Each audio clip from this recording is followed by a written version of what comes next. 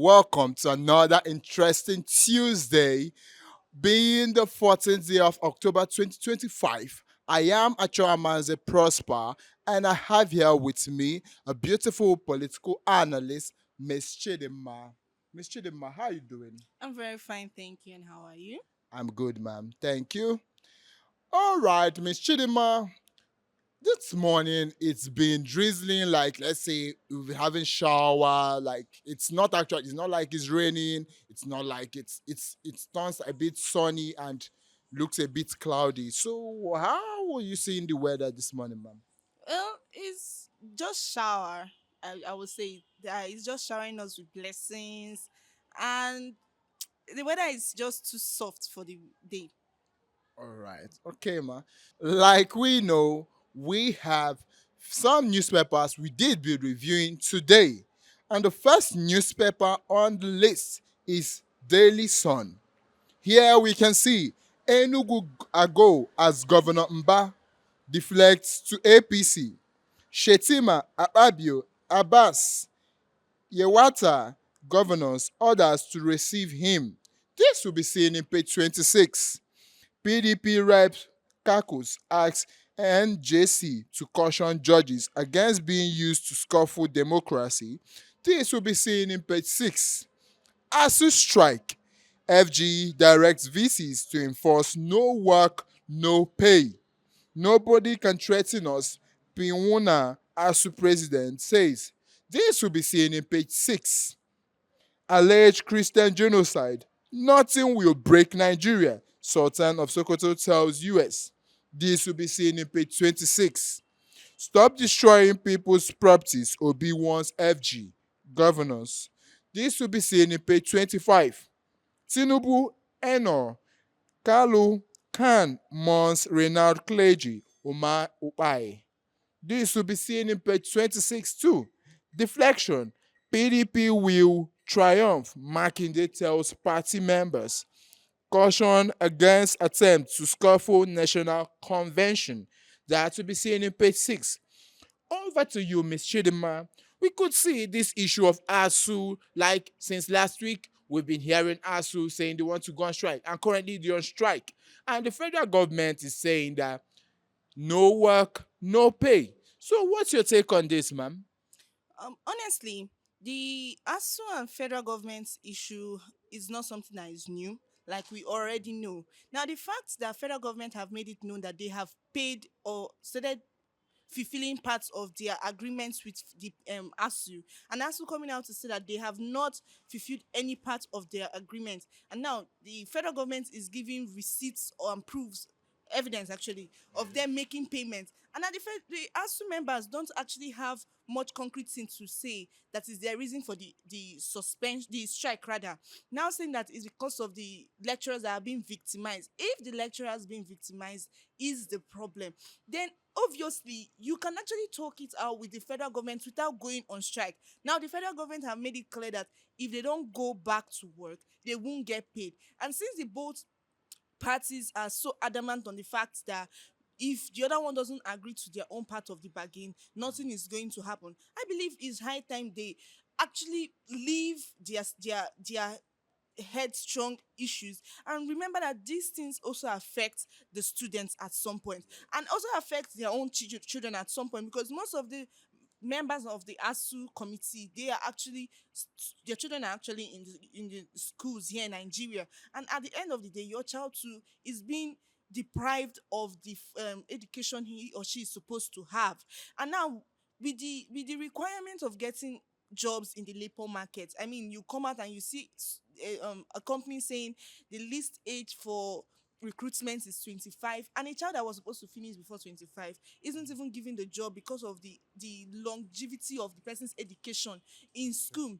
Now, when it comes to the federal government and ASU, I mean, if the federal government has started giving out evidence and proof, this is not when we say okay, the federal government did not even fulfill their own part of the bargain. The federal government is saying that they have started fulfilling their own part of the bargain, and some of the money have been paid with the already used format to make payments, and then some will be paid next year and is already in the budget for next year. I believe that what the ASUU is doing right now is just out of greed, because if you can when they made their last agreement last year with the strike and all, you guys, as in, they didn't come out to tell us that federal government did not fulfill their own part of the bargain. Why is it now that they're coming out to say that they didn't fulfill any part of their bargain? Now, when the federal government is like giving out evidence, you're not saying, okay, it's the victimization that is your problem. If the victimization is your problem, and the federal government have called you people to sit down with you people to talk things out, and then you don't want to, I mean, this has nothing to do with the students. Then they should actually look for a way to resolve their issue without going on strike. They can send representative. They have as the president. They can send him why the school still continues running. So that's my opinion on this particular issue. All right, Miss Chidima, thank you about that. Like for me, I would say that it seems that the educational sector are trying to seek attention at this point, because we could see earlier in the month of September the health sectors where the doctors went on strike, and the petroleum sector where they went on strike. So you could just see, they could just say allegedly that this could just be them seeking for attention, and that the federal government should fulfill every other bargain they had. All right, thank you about that, Ms. Chidima. And over to the next newspaper this day. Ruwen, Nigeria's economic recovery tangible, rooted in fiscal consolidation, sectorial resilience. We subjected MBS data to both empirical and empirical tests. Investors, analysts view data are mostly genuine. This will be seen in page 9. Presidency allies fears over Edun's health, says he's getting better. This will be seen in page 5. 2027 National Assembly proposes November 2026 for presidential governorship election. Targets end to post swearing in litigations. This will be seen in page 9. Religious leaders reject US claim of genocide against Nigerian Christians. US officials in Nigeria says initial findings show both faiths impacted. Khan warns against designating Nigeria country of special concern. Says it will lead to suffering, lead way for terrorists to operate. JNI MURIC others insist killers should be treated as criminals. This will be seen in page 9. All right, Ms. Chidima, this issue of US saying Nigeria is under a genocide attack and the federal government debunking this, and we are also seeing religious leaders today saying that it is not true, that Nigeria is not under any genocide attack. So what's your take on this, ma'am? While some religious leaders are saying that we are not under any religious genocide attack, let's make it clear for those people going around saying that Nigeria is under religious genocide should know that there are consequences to this action, because one, Nigeria can be banned from coming to the US. Military arms can also be banned from coming down here. Even trading with foreign countries can be limited. You understand? Now, all this, yes, the fact that both the Christians and the Muslims are being attacked when, bandits and people like the Boko Harams come, doesn't mean that it is just a particular um set of persons, a particular religion that is being attacked. I mean, for example, the Kaduna, the Plateau, Zamfara state attacks, they are not just specifically for Christians. Even the Muslims were attacked. We could see that some of them even went to their mosques and then they were hijacked. The truth is this: if Nigerian government can work on their security, it will reduce this mindset. I mean, at some point, yes, true, it was looking like it was the Christians that were being attacked, and at some point, the Muslims too became part of the people that were being hijacked. Not just in the north, even here in the south, even in the east. You understand? So, if is Nigeria under religious attack? I don't believe so. But the fact that Nigeria is still under attack by bandits and people like the Boko Harams, people that are there for trafficking, people that are there to take human organs and all, means that the security in Nigeria, it is it is very poor, and then the government needs to look into it. I mean, if if the security is at its top notch, things like this will not be made known. People will not come out and say, okay, Christians here are suffering, Christians here are being kidnapped, Christians here are being um killed at some point. So at the end of the day, the government, Nigerian government, is coming out to say that there is no religious genocide, that it is due to harm the nation. That's all I can say about this. All right, thank you very much about that analysis, Ms. Chidima. And over to the next newspaper, Vanguard. NNPCL orders hike petrol price to 922 naira in Lagos, 955 naira in Abuja. This will be seen in page 15.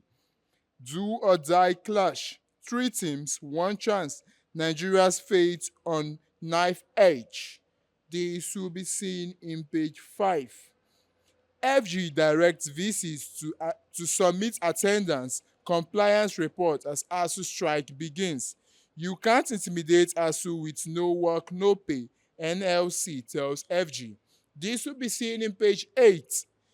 Tinubu can mourns as Reverend Umayupai passes on at 80. This will be seen in page 5. Insecurity won't end with guns, Amechi wants. This will be seen in page 26. Third Vanguard Mental Health Summit to unmask crisis for addiction and suicide. This will be seen in page 5.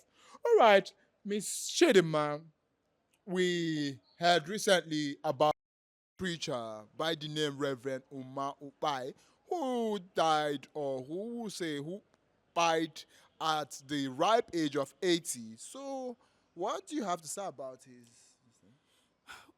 May his genesis rest in peace. He was one of the most noble, prestigious, leading persons when it came to the Christendom in Nigeria. I mean, Omar Opai was one of the persons that made Chris, scripture okay. Omar Opai was one of the persons that made scripture union a very wonderful one back then when I was younger. And that now he's gone. I believe and I hope that we don't just mourn him for his passing on. I just hope that we learn some things from him. The fact about Christianity, and the fact about embracing not just Christianity, but also embracing our Muslim brothers. And the fact that we all can live together and still believe in our faith and be righteous with our faith. That's all I can say. All right, thanks in peace. May the soul of Reverend Umar Upai rest in peace. And that's that on the newspaper review for today. You can be a part of this by putting down your opinion in the comment section. And do not forget to like, share, and subscribe to our various social media channels. I remain Achamaze Prosper, your wonderful host. And thank you, Ms. Chidema, the beautiful analyst, You're for being welcome. here with me. Thank you so much. Bye.